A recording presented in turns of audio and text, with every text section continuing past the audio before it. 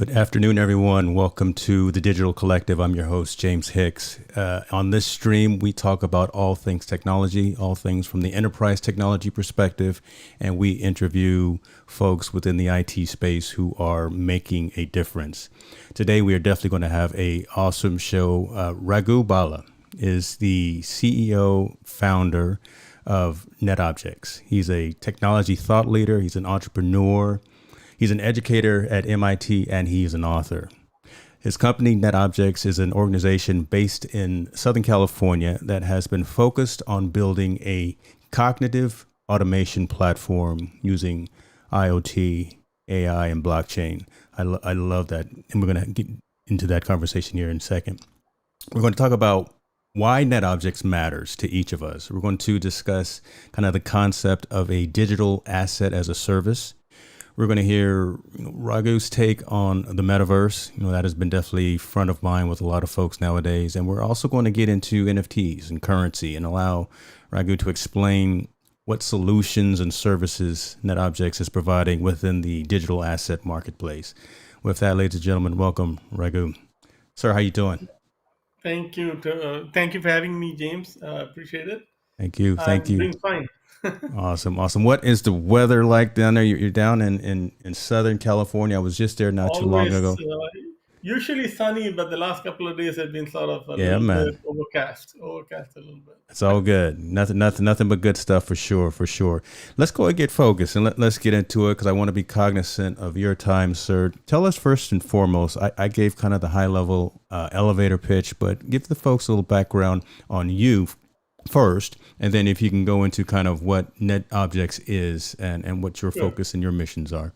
sure. So I'm a serial entrepreneur. I've been in the industry for about 30 years, and NetObjects is my fourth startup. The previous three I helped sell to public companies. I was a founder, co-founder in many of them. And I started my career on the East Coast. I'm originally from Singapore. I came to the US to study and then started my career on the East Coast. And then my travels took me all over America, but ultimately ended up in Seattle when one of the companies I started got sold. And then from there, I ended up at Yahoo for a little bit. And then I was the CTO for automotive.com. And after that, I started NetObjects. In between, I have had an interest in teaching, and so when I was on the East Coast, I used to teach at Columbia University. Last 4 years, I've been teaching AI and blockchain online at MIT Sloan for the Get Smarter platform, and that keeps me sharp. Always try to combine both academia with my industrial work. So that's me in a nutshell. Awesome. You are definitely not sitting around on your hands. You're definitely staying active and staying focused. So I like that, right? And I think what I understand of what NetObjects does, powering the Internet of Things, kind of is kind of the statement that you have on your site. Talk to us a little bit about what that means, and then I really want to get into selfishly. I'm incredibly interested in this digital asset as a service concept that you and I talked about not too long ago. Sure. So actually, when NetObjects started, what kicked it off was the idea of intelligent things, intelligent objects. And I was a CTO of a media company. I'll just quick. I like to give stories, so I'll just give you a background. Yeah. So I used to be a CTO of a media company, and one day we had a barbecue in the company, and one of my engineers, just got to talking with me, and I said, "Hey, what do you do on your weekends?" And the guy said, I'm tinkering around with Arduino. And I said, okay, what's Arduino? And I started to get into, and this is 2010. So I started to get into it. And then I said, oh, okay, you know what? The area of electronics engineering, I'm a software engineer by training, but always had an interest in electrical stuff and electronics. But what happened with Arduino and Raspberry Pi and all of these technologies, they made it very modular, such that even a software Mm, engineer can get into hardware very, very easily. So my company at that time was the number two distributor of magazines in the US, and I was actually the CTO, and I was in charge of digital, so I was not in charge of the physical magazine. okay. So a lot of the viewers might have heard of Motor Trend, Hot Rod, a lot of the car magazines. I had like 60 car brands and about say 30 or 40 other brands in sports and other things. So So we were a magazine distribution company, and the magazine side, as you know, was just tanking because everyone started to use the iPads or web Right. Go digital for buying consumption. Yeah. magazines. Physical magazine. The only time you buy a physical magazine, maybe you get on a plane or something like that. That's about it. That's true. so That's true. so I told my company, okay, give me this magazine. They used to actually distribute magazine racks to Kroger, Walmart, Barnes and Noble, the airport stores, and things like that. So I said, give me one of your magazine racks. Let me make it into a smart rack. And so I started to tinker with it.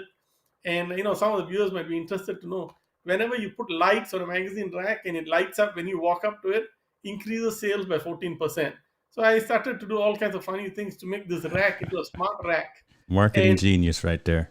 then eventually what happened was Kroger and Walmart really liked it. But my company at the time, they were old magazine guys. So they said, this is too much for us. And this is before people called it IoT or Internet of Things.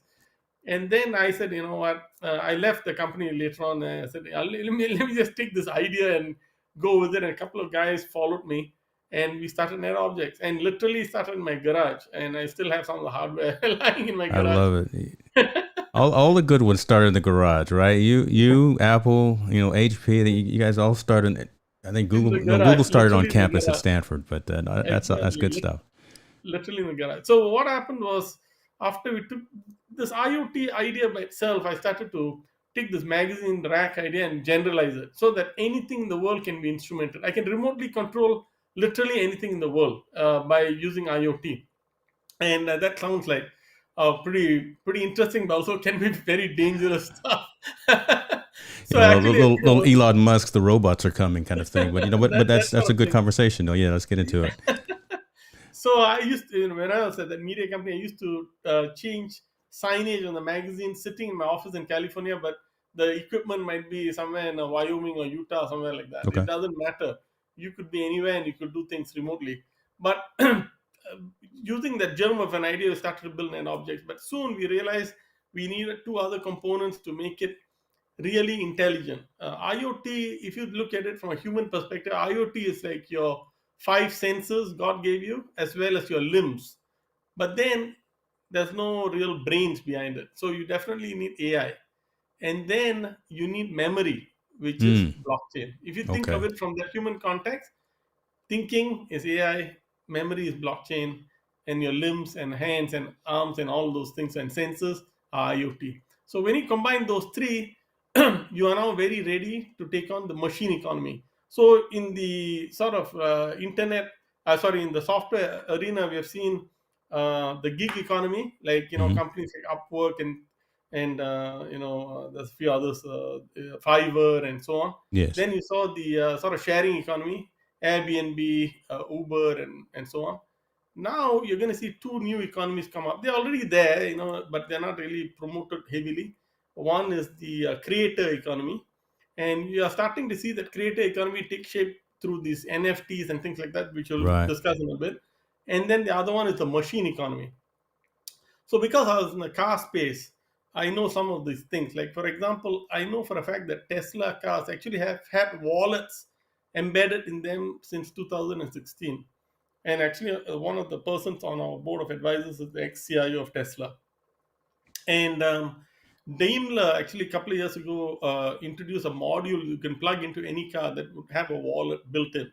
So this idea of machines, being empowered to do things.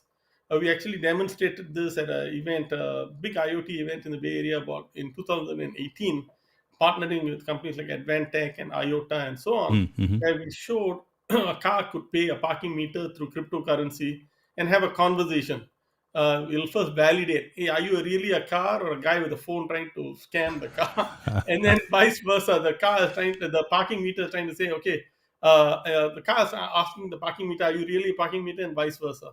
And these objects could be registered in different blockchains, heterogeneous blockchains. So those who are familiar in the blockchain space know about Ethereum and so on, which are like the first movers and so on. But then there are others which are coming up very, very fast. There is Solana, there is Algorand, there's many, many other chains which are really taking off. Yeah. And so you have this concept of authentication, making sure that you are who you claim to be. And then you have a transaction to pay for parking or fast food or tolls or whatnot. So when we talk about autonomous cars, we always talk about the mapping, the lidar detection, and things like Right. that. Right. But then we have to think about the next step. Okay, let's imagine there are a bunch of companies working on that. I'm going to assume that they're going to get it right because they seem to be on the right track.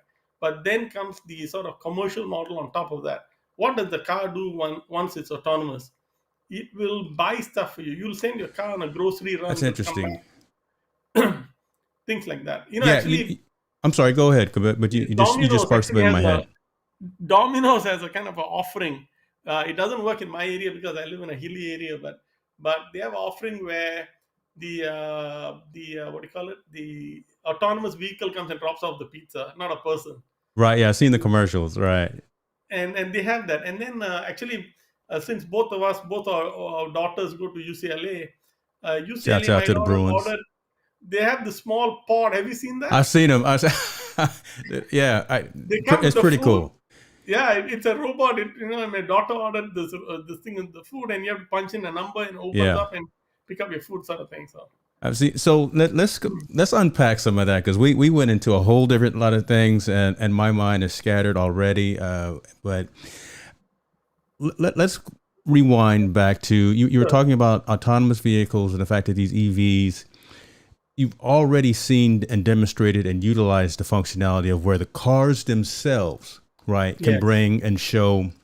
And I like the statement that you mentioned, commercial value. Yeah, we're talking about auto steer, we're talking about autopilot, we're talking about all these other things from a consumer perspective. But right, on the commercial side, where you can actually pull up at a toll booth, pull up at a parking meter, wherever, and have the car authenticate itself with the device and actually have right, a monetary transaction happen. right. That's something that, again, I'm not sure a lot of us could look. I got a Model S sitting in the garage, so I'm thinking about some of the things that are happening on that side as well. But I was not even considering the car being smart enough to do some of those transactions for me. Right, I knew Yeah, it was the safest exactly. thing on the road, where it can make sure that I don't run into anything, and it can steer and park and drive itself. But again, from a commercial perspective, actually being able to, as I'm going through as I'm leaving here down 80, going to your neck of the woods, and I cross through the toll booth in San Francisco. Instead of me having to pull out $8, because it's something like $8 now, have the car take care of that, and already have that in some type of a crypto wallet or some type of Exactly. PayPal integration. That's interesting, and that's pretty fantastic to think about. That, again, you said, what year was that you already tested that? 2016 is when they put it in, as far as Okay. I know. Okay. But it's been dormant. All these wallets in cars have been dormant. They're not really being used. But I do know companies have started to experiment. And the car business, actually, their cycle time is very slow. It takes about 5 years for them to put the technology in before it hits the market. So people have to do a lot of legwork way ahead of the manufacturing cycle. but but that at least so what coming back to topic of how we integrate IoT, AI, and blockchain. So in the in many circles, it's called edge computing, right? IoT is at the edge, it's Mm-hmm. the last mile, and that last mile is where you collect data, you transact, you can emit data or you can collect data, and then that comes into the cloud, and in the cloud you do all the heavy lifting, and that's where AI comes in to figure out either some anomalies, or it can look for patterns, or it can look for various things in the data itself that you have collected. Blockchain comes in when you have transactions. A lot of people talk about crypto, and they confuse crypto with blockchain. So crypto is definitely an important part of blockchain, but not the only part of blockchain, right? Mm. So blockchain can be a system of record. A lot of times we are using blockchain in supply chain solutions for a provenance, to figure out what is the provenance of products, where did this come from. I'll give you a quick example. Like, we have $6 billion worth of diamonds on the netObjex platform, and about a million diamonds, 8 of the top 10 manufacturers, and we are selling these diamonds through eBay. Now, what happens is you want to know, is this diamond lab grown, or is it a mined diamond, like a natural diamond? Okay. Okay. Is it, what are the four C's: color, carat, clarity, and cut? Right. And then you want to know, has this diamond been pre-owned or is it new? So for those who are listening, Mm, I got shocked when I first got into this business because we had to do a joint venture as a company to bring these diamonds onto our platform. And I found out that 40% of all diamonds sold in retail in America are used. Sold as new, but used. really? Man, don't tell my wife that. I mean, well, no. I tell you, that is astounding because there is no way to figure out where it came from. Yeah, But so okay. what we've done with blockchain is to use it for provenance to figure out where it came from, and then figure out whether the ownership history as well, where Okay. this diamond been prior to this. And every diamond has got a laser inscription inside it. So there is the laser inscription that ties it to a blockchain record, and then the blockchain record has the GIA certificate with the four Mm, C's hmm. and all of those, and then we put in there like James owns this diamond or something Yeah, like that.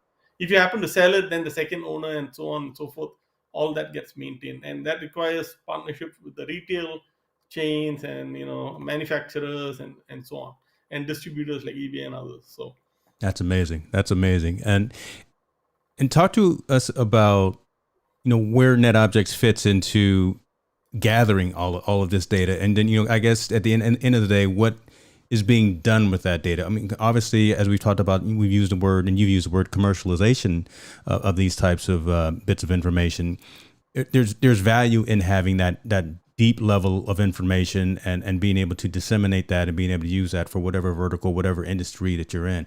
I mean, that just sounds like the value add of someone like you at NetObjects, right? Having the technology to So if you dissect don't all that. mind, if you can put up one of the slides, I just want to go through a picture that will describe a lot of things. Sure. Uh, so what we do is, if you go into the, can you go up a little bit, about few slides up? I'll show you a slide that talks about what the four tracking, tracing, monitoring that we do. Okay. So if you go up, yeah, right here. So if we can zoom in a little bit, that'll help. So here, what we are talking about is, if you see the blockchain and all that is in the news, but along with the word blockchain is the word digital asset. Mm, So what's happening is, in the area of technology, all assets across, actually not only area of technology but across all industries, this word asset has a new meaning today. And what we have done in our platform is we do four functions with assets. We can track them, we can trace them, we can monitor them, and we can tokenize them. So when I talked earlier about diamonds, we are actually having the traceability component. We know where it came from and where it ended up and who owns it and those types of things. So got you. so in terms of assets, what happens is some assets are innately digital. That means they're already video in sort of digital format, video, avatars, audio, things like that. There are assets which are physical, like container shipping or a fleet of vehicles, or the diamond example that I gave you. Hmm. And then the third class of assets are what we call dynamic assets, assets that you have to measure: energy, water, carbon Mm, emissions, things of that nature. Those are things you have to measure before you can actually touch and feel it. These three classes of assets today tend to be, somewhat, in some cases, they are liquid in the sense that you can turn it into cash very quickly. But in a lot of cases, they're very illiquid. That means there is no ability to convert it into money. So what we do is we tokenize. So track, trace, monitor, and tokenize. When we tokenize, it goes into the fourth category, which is financial assets. mm, Now, what happens is, once you tokenize, you can now trade that asset. So for instance, we were a participant way back in 2018 with Iberdrola, which is a big energy company in Spain, and we were tokenizing energy, which is wind, hydro, solar energy, okay. tokenizing it into an NFT. And today, NFT, everyone talks about NFT. We were doing NFTs way back then, but basically, this NFT can be traded in a marketplace, and then those who want to buy that energy credit can purchase it and offset it against the energy bills. So that sort of a thing, where we take something as illiquid as energy, which something you can't even touch, but you can convert it into paper. Or when I say paper, like a bond, like a Right, right. share, Yeah. you convert it into a token that can now be traded. So that is what we are talking about when it comes to net objects. We have to take these different classes of assets. And then in some cases we just do track, trace, and monitor, but in a lot of cases we also tokenize it. I'll give you one more example. We did a project with Accenture. So all of Mm. us have stayed in hotels, right? When we stay in hotels, it's very different from how we behave at home. When we are at home, we switch off the lights, we turn off the water tap, and so on. But when you go to hotels, it's like, Yeah, that's well, no, yeah. I leave all the lights and the TV on. I'm sorry. I'm so that guy. we, Yeah. we sort of like let it be, right? So what? If we spend a little bit more water, we spend a Hmm. little bit more energy, who cares? But that's a problem for the hotel guys, right? The hospitality industry pays a huge bill for that. So what Accenture started to do with us is to almost do a gamification of behavior. So in the sense that we have a water sensor placed in the bathrooms and so on, and that water sensor measures how much water is consumed. And for the top 10 people in the entire hotel who conserve water on a particular day, they get tokens. And those tokens can be redeemed for food, drinks, and entertainment at the hotel. So it sort of gamifies the experience so that you now have to behave well to get tokens so that you get some benefit out of it. It's a win-win because the hotel saves, you win. So That is so cool. And folks will be into that, right? That they will have the app loaded on their phone. They will be telling their kids to turn the lights off, stop running the water, and all of that to get whatever those incentives are. And leaderboards, we love leaderboards. So that's exactly. incredible that you're doing that, and I definitely can see that being successful, But especially if you at look at hotels. it, it's IoT for the sensor, blockchain for the tokens combined in our platform, and then the token is a digital asset. You Right. tokenize some behavior actually. You actually tokenize behavior, and then you have a marketplace to spend it on. So it's kind of cool. These are types of things you can do with our platform. Kind of Yeah. interesting stuff. That's interesting, and that actually helps to, I guess, identify and helps to define what these concepts are. Right, when we say AI, when we talk about artificial intelligence, when we talk about machine learning, right, a lot of times those are large concepts, but when you put them kind of into everyday practice, again, talking about staying at a hotel, and this is what you can get if you do X, Y, and Z, that helps breaks down I'm gonna call it the technology divide of some of these larger enterprise conversations, right? It kind of makes it plain, makes it relevant to people, and they want to get into it. They want to understand more of it, and at the end of the day, understand and know what NetObjex is doing, right? Let's. Did you want to go more into the Yeah. slide So deck or anything? if Because you this go is a if you great go deck. down, yeah, if you go down the deck a couple of slides, Okay. I wanted to talk about digital asset as a service. So now we have come to the point where these enterprises are beginning to understand the power of IoT, AI, and blockchain, Hmm. and they're trying to see where can I capitalize on this technology. And so, in order to simplify adoption of these technologies, what we have done is much like the infrastructure as a service companies like AWS or Azure and so on. They provide a number of building blocks. What we have done is we are providing higher level building blocks. So if you can zoom in on this asset as a service a slide, I can talk about the 5 building blocks that form the pillars of what we offer. Okay, so we can go left to right. So the first building block is a digital twin service. So what it does is, for those who are Matrix fans, you like our names because a lot I of them did are notice kind that. I did. of. There's a new Matrix movie coming out, by the way. Two Just so you points know. for NetObjects and you, Raghu, for your naming scheme. I did notice that. That's pretty cool, brother. That's pretty cool. So Neo is the digital twin service. So what it does is basically takes a physical object and creates a digital twin. And people will say, what is a digital twin? Actually, all of us are using digital twins every day. We don't seem to think about it as such. Your LinkedIn profile, your Facebook profile, all of those are your digital avatars, your twin. In fact, they make you put a small circular image Yeah, there yeah. to show your face. That's your digital twin. It happens to look like you. Your photo is there, but it's your representation on the internet. Same thing here. These objects, your car, your refrigerator, your industrial machinery, your fleet of trucks, whatever, your container shipping, whatever it might be, physical object has a digital representation. Mm. That's what a digital twin is.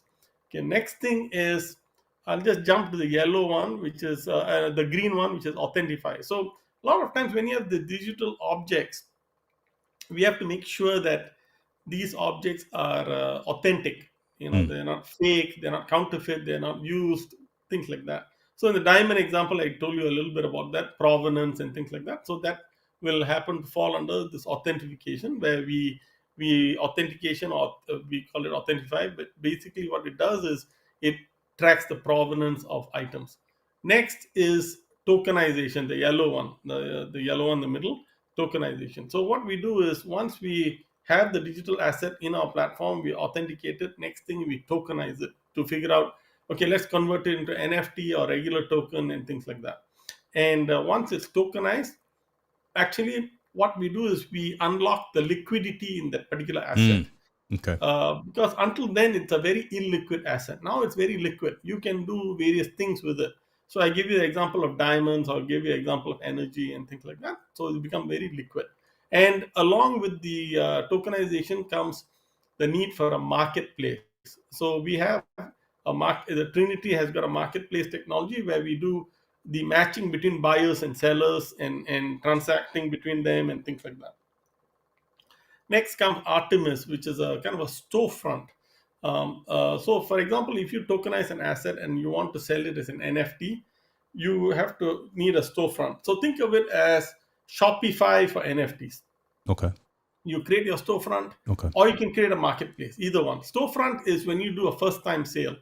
Marketplace is when you do secondary sales. So, for example, we are talking to a major sports league. I won't mention names, but major sports league, and what they want to do is some of their merchandise. It could be a signed ball of some sort, or a jersey of a team, and things like that.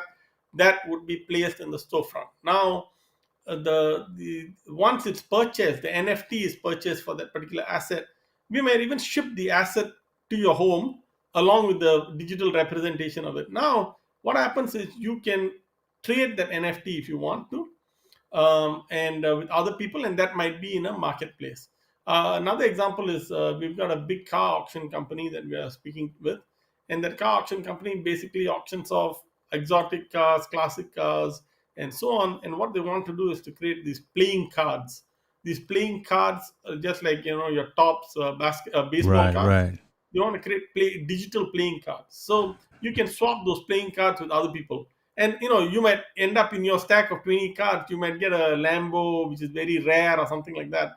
Or it might be just a plain old car, but tomorrow Jay Leno's garage buys it, or something like that. Now that card He will move goes, the market, won't he? Yeah. yeah, or a basketball player starts to buy that car, something like that. Boom, that price might go up. So you never know. So you have the digital playing cards, and those can be traded and things like that. And the last one off to the right, if you scroll off to the right, is the last product called True Docs, and what it does is what we call parametric contracts. So in many of these digital assets, you're dealing with contracts, and these contracts can be for various things. We have dealt with contracts in media, for example. Like musicians always complain that they're not getting their fair share of revenues. So how do you ensure that? So if you use IoT to track every play on every device, we have worked with companies like Star TV in Asia and so on, to demonstrate how you can track every device on web or on a set-top box or any other device, such that you can do revenue attribution more accurately using blockchain. So Gotcha. every time, and the artists themselves can also track that, to say that, okay, you know what, I know that my song was played 1,000,001 times exactly in this month, and I'm owed so much. Okay. Because the problem is we don't collect data properly, and so a lot of things fall by the wayside, and someone is unhappy. And so with this platform, we have got sort of, I would say, all of the complements, all of the pieces, building blocks that one can build a digital asset business with. So that's what we offer. Awesome. And the platform in and of itself is up and running. It's functional today, correct? Yes. From Yes. an access perspective, you work directly with companies and organizations, or where does the end consumer come into this? Are we just actually Yeah. doing the consumption of the assets, or can I actually integrate into your platform as a solo person? So basically, it's B2B2C. So we deal with Okay. businesses, Mhm. and those businesses happen to have consumers usually.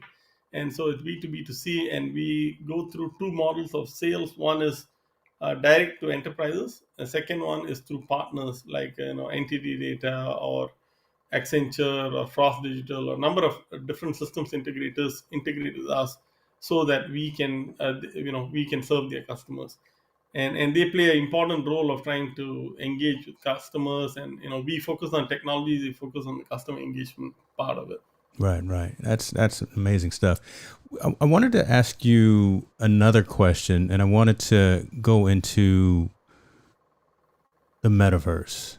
Right, Hmm. we've talked about that a little bit, and it's become more and more part of the normal dialogue based off of what Zuckerberg and Facebook have done over the last week or so, right? But talk to us a little bit about, I guess, your thoughts, your impressions, your feelings about what the metaverse is, and kind of give us a take on where you see NetObjects kind of integrating into that environment. So I think of the metaverse as the second coming of the web. If you look at the web Wow. as a two-dimensional UI, metaverse is a three-dimensional UI. So it's web 3D. What we have today is web 2D. So if you put that yourself in that context, now there's going to be a land grab, literally a land grab for Web 3D, and there are a number of different platforms vying for that position. Of course, the infrastructure building blocks are still being sorted out, and Facebook is making a play for it. But I do see a day where you could, a number of other businesses will get online. I'll give you an example. So a lot of artists are doing concerts, Mm-hmm. and in fact, I read an article where I forget the name of the artist, but they had 40,000 people show up at this concert online in the metaverse, and they have avatar singing the song and dancing and whatnot, and people like you and me, we have our digital twin walking into the arena, buying a ticket and watching the show. So I know it You're might seem like a you're bit you're you're weird, blowing the mind right here. All right, but I can see it happening, and I understand it from a reality perspective. But I don't know if I'm ready, and I should be. But yeah, please continue because I am so intrigued in this. This so is good stuff. so Mark Zuckerberg, what he's trying to do is to embellish or enhance their experience Yeah. by saying that right now, if you go to, like, those who are familiar with the metaverse already, they'll go to sites like Sandbox or Decentraland. So Decentraland, if you go there, you can create your own avatar, and you can actually start walking, and all you need is a laptop, and you can start using the mouse and start walking into different spaces. And in fact, NetObjects is starting to build its own HQ on Decentraland. I don't know if we can bring the clip just to give the users. Yeah, this is a video clip of what we are building, and we're calling it Future Space. It's a kind of a funky building, and it's on a plot of land. And actually, it'll be surrounded by other buildings and so on. But we just intently focusing on this. But and this building, actually, you can walk through it, and you can teleport yourself to any floor, and so on. So you'll see that in a second. And so here are different pods where you can showcase screens or various digital assets and so on. You can talk to other people who are in the building, and you'll see the teleportation happen in a second here. But these are 3D spaces that one can literally walk into. So the number of art galleries, for example, Sotheby's has got a Mm. entire sort of like auction space in Decentraland. And so what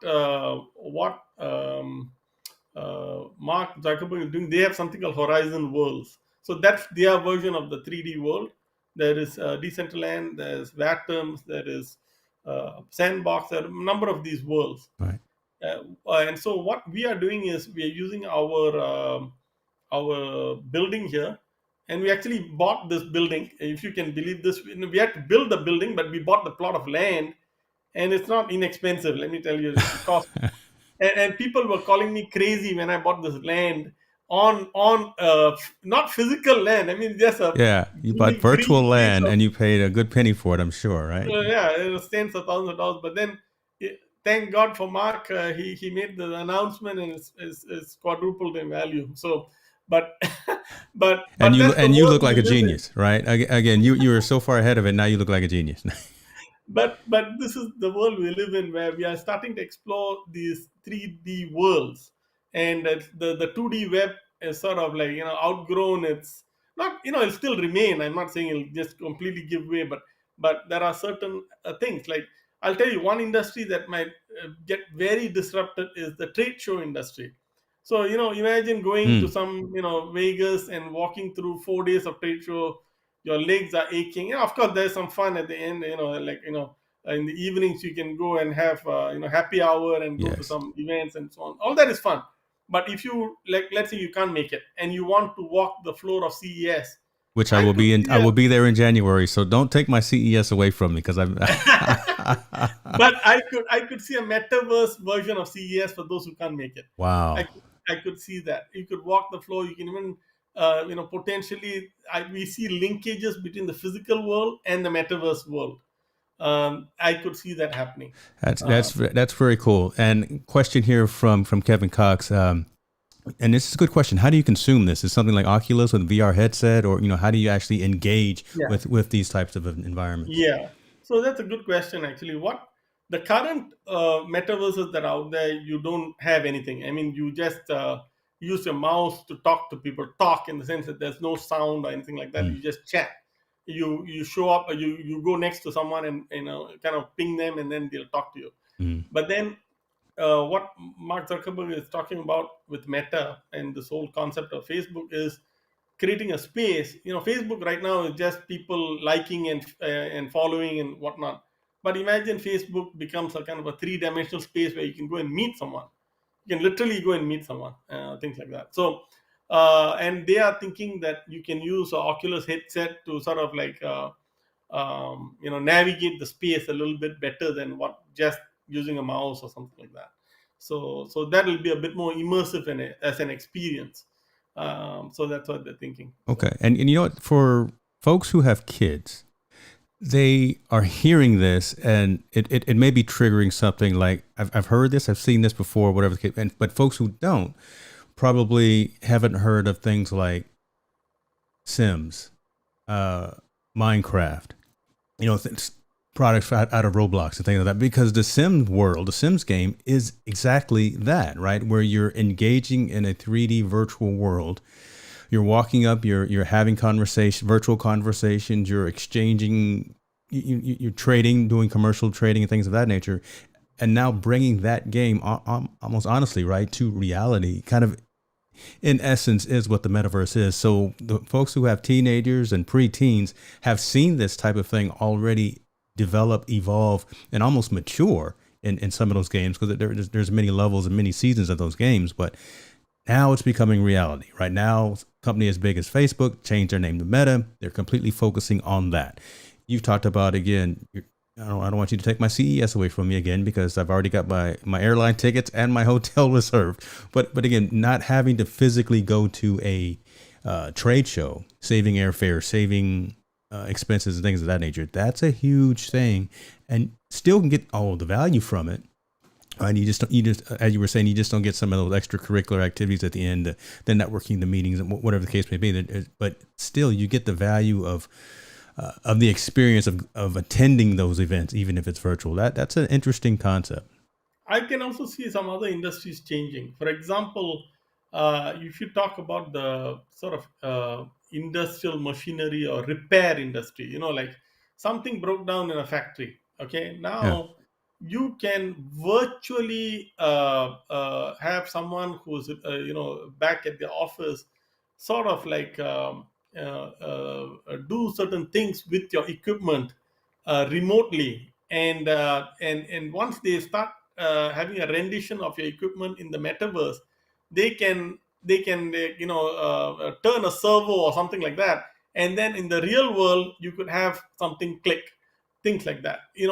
I'm just I know it's a bit of an extension, but that's where we are actually trying to do.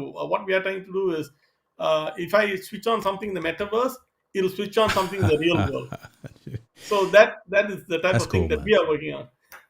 Now, how far, and let me ask you this philosophical type of question. How far do you think we as a society are from actually adopting something of that nature? Short, mid, long term, 6 months, 8 months, a year, 5 years, whatever the case may be. But because technology evolves quickly, but technology adoption Yeah. is very, very slow. Yeah, I'll say it this way. So I'm from Singapore, and Singapore is a very fast adopter of technology. Yeah. So I have a little bit of the DNA built into me. Yeah. But then I do know that in a larger country like the US, the adoption curve is much slower. Actually, US is a very good inventor of technology, but very slow adopter of technology. It's kind of a cash. It's very weird. Actually, we invent a lot of things, but we adopt very slowly. But if you go overseas, you go to Hong Kong, you go to Singapore, you go to countries like that, they are like chop chop. They are like Yeah. anything comes out, they are immediately implementing it. But just to answer your question, I'd say that metaverse from adoption standpoint, um, previously I would have said 5 years. Nowadays they're saying the for those who know, I forget the name, but the book Crossing the Chasm, or the Moore's law. So Mm-hmm. Moore's law says Mm-hmm. that every 18 months you double the speed of your CPU or something like Right. that, right? That Moore's law apparently is now halved. So the world is Yeah. moving at a faster clip. Yeah. Chop, chop, chop, chop, chop. And I'm a teacher, right? So I teach and I tell people, if you thought your degree had a half life of 5 years, think again. Because if you don't constantly read and learn and go to courses on Coursera or something like that, like what I teach, you are not up to date. You are, so if you're in the tech industry, if you want to keep up, I think you have to keep up constantly. And the same Definitely. thing with this adoption, what you're talking about, I think I give it 3 years because we are moving very, very, very quickly. We are already doing space tours. And I was just talking Yeah. to someone where Elon Musk or what the Blue Origin from Amazon, Right. Bezos From is going Bezos. out there. Yeah, I was telling them, the next thing they're going to do is to beam the kind of like from those things, sell tickets to people like us who can't make it on those things, Wow. but then we can kind of see it from here. I would be doing that. I would be selling those tickets because I'd buy that ticket and watch what those people are watching. I can't do what they can do. I can't feel the lack of gravity and so on, but at least I can see Yes. how it feels, right? There's a That's kind there's a of like, market for that as well. I would be interested in. I don't know if I could afford it. Maybe I'll grab the VR headset from you and sneak a peek. For exactly. a couple of minutes. No, that's what you do. You do the VR headset and get that experience as though you're on the Blue Origin or not, right? So That's amazing. It sounds far fetched, but it's not anymore because again we are at the point where we're having commercial space travel now, and right. it's amazing that we have gone so far in so short period of time. Raghu, let me ask you kind of in closing, what's next, right? What's next for NetObjects in terms of getting the word out, getting more adoption of the platform, especially just the whole digital asset as a service. I'm incredibly, like I say, interested in that, and just what's the next steps for you and your So organization? we are scaling at the present time. We are getting more enterprise customers. We are putting our platform to full use, seeing all kinds of use cases across the board in various industries. And I think the world is now ready to understand. When I started to talk about some of these things about 6 7 years ago, I think people were looking out the window to see which sort of Martian space vehicle I landed from or something like that. But that's changed, thankfully. Now they look at me as a human, and I'm talking about things which they can understand. I think a lot of things have changed in the kind of weird to say that. I don't want to mean it in the wrong way, but the pandemic actually has helped in a number of ways in the adoption of technology, especially remote technologies. Mm-hmm. People have begun to really adopt a lot of remote technologies which they would not have. And so for IoT things or metaverse things and so on, it's come into the common consciousness. Not fully due to pandemic, but I'm saying a certain portion of it is kind of true. People are beginning to see, okay, what's the difference between me seeing you on a Zoom camera versus you could be on Mars for like Yeah, right. it doesn't matter. True. So people are now okay with interacting with other people and other things and other objects remotely. And I think that mindset has come primarily due to what the whole world has experienced the last 24 months or about 18 months more now. So Very cool. Very, very cool stuff. I'll bring up the website here, and I will actually put a link to netobjects.com in the show notes so folks can actually see everything in terms of the solutions, who you are, the services that you provide, what's current, why you're doing what you're doing, again, the goals and the mission behind the organization, because, again, it's a fascinating story. And just hearing you articulate the platform and talking about the whole NFT piece as well really made it plain for me. Like my pastor always said, make it plain, right? And it really resonated with me when we started talking about the EVs and having the car smart enough to actually do commercial transactions. That's a fantastic phenomenon there that you said it was already out in 2016, and here we are 2020, almost 2022, right? So I should be getting a software update in my car that'll allow it to go through the toll booth without any problems. But no, good stuff. Sir, I thank you very much for your time. Look, this has been fantastic, and I hope that the folks watching and listening got some value out of this. It definitely will be in an audio podcast as well, so the folks who weren't able to see this session will definitely be able to hear it. And again, I'll include the links to you and your site so they can reach out and have some more engagement with you as well. thank you so much for having me. Appreciate you, sir. Be well. Thank you.